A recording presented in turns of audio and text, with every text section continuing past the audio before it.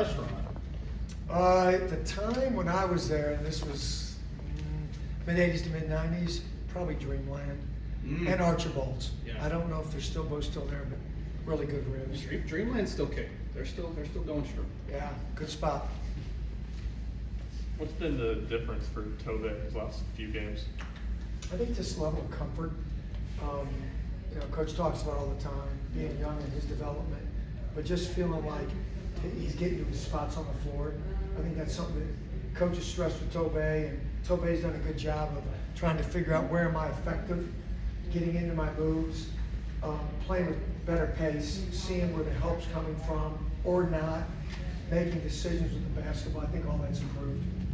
How has the scout changed when you're playing the team the first time as opposed to the second time? Well, they're a lot better. They were really good when they came here. We played exceptionally well that night. It's a good question. Like the Texas A&M, when any of us have a scout, that turnaround was really quick. Alabama's been a pretty good gap. So that team has evolved and developed. And I mean, we are now talking about, I think this is right, Ken Palm, which is a high-end analytics, right? They are the number 2 offensive efficiency in terms of rating all time, not just this year. So what they've done is to be noted, to be respected. I mean, offensively, this is an elite team, not just this year, but maybe over the last 20 years of college basketball. How do you guys take the success you had defensively at home on the road against that kind of team? Yeah, that's always the key. Like, does defense travel? We think it does. But obviously the energy you get playing in Thompson-Bowling Arena, Food City Center, is tremendous. You guys saw it, the roar of the crowd down the stretch in the last game was big time. I mean, the crowd here just would not allow us to lose that game.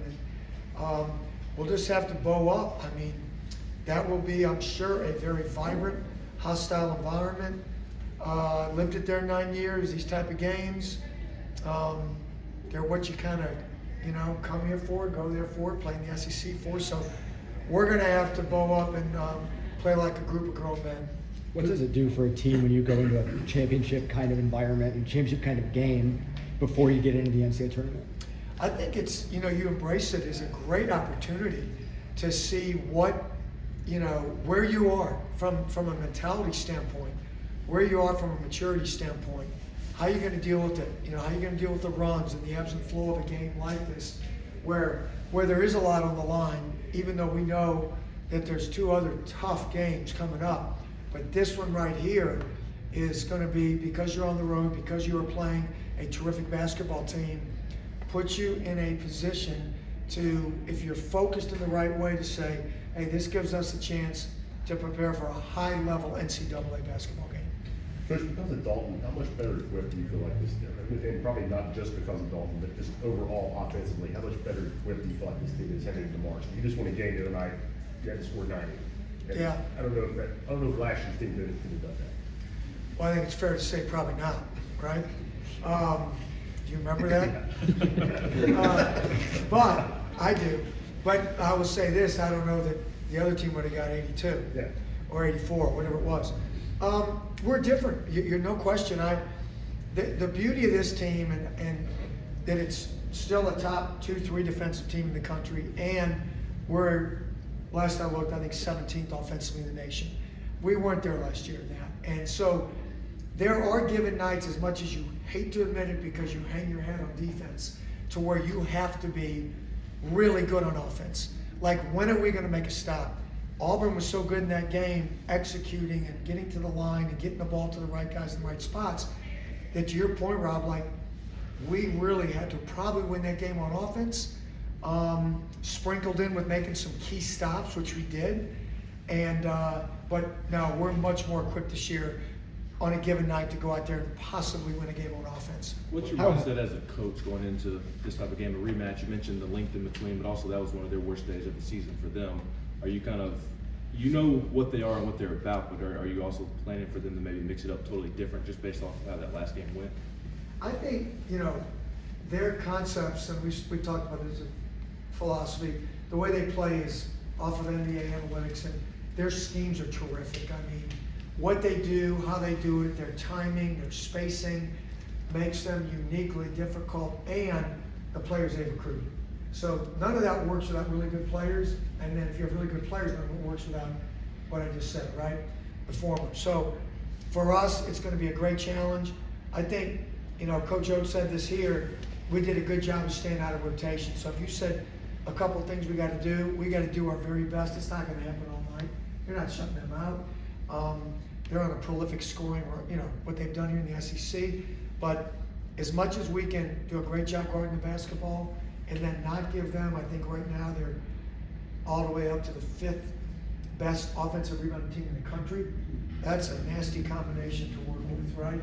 To defend. So we've got our work cut out for us, but I think if we can manage those two things, we'll at least give ourselves a chance to be in the game down the stretch. You referenced the offense and defensive efficiency ratings you guys have. How have you been able to maintain that high defensive rating while scoring at such a different clip? You'd have to talk to Luke Shapker on that and Ken Palm. Maybe I will. I think they go off of, obviously it's possessions. There were a lot of possessions in the Auburn game.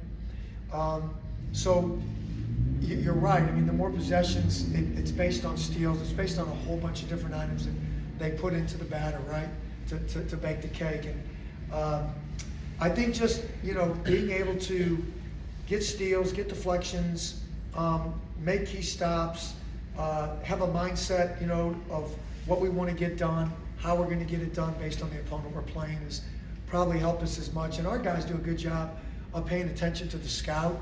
We'd have liked it to have been a little better the other night, but again, you look at the Auburn team, man, that is a big, physical, mature, well-coached basketball team. Coach, how much of a comfort is it to have an old group of guys at this time of year? You just won a huge game Wednesday, you got to come back in and refocus immediately. How much easier is it to do that with a bunch of veterans like that? Yeah, it's easier.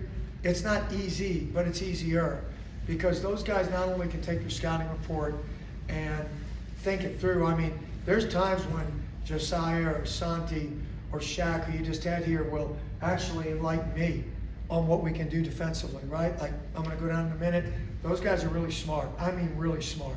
So, and not just them. I mean, there's a group of guys in there asking great questions that have learned from the older guys.